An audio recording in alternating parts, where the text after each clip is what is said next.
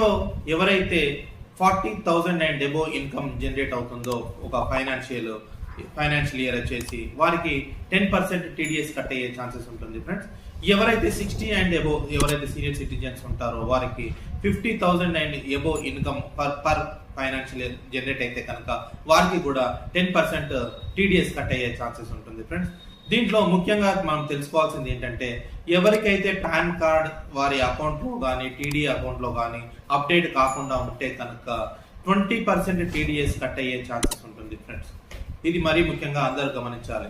దీంట్లో ఎవరైతే వారి స్లాబ్ రేట్స్ ప్రకారము ఇన్కమ్ వచ్చేసి బిలో ఉంటే కనుక వారు బ్యాంక్ యందు ఫామ్ 15G కానీ ఫామ్ 15H కానీ సబ్మిట్ చేసినట్లయితే కనుక వారికి బ్యాంకు నుండి టీడీఎస్ డిడక్ట్ చేయకుండా ఉండడం జరుగుతుంది ఫ్రెండ్స్.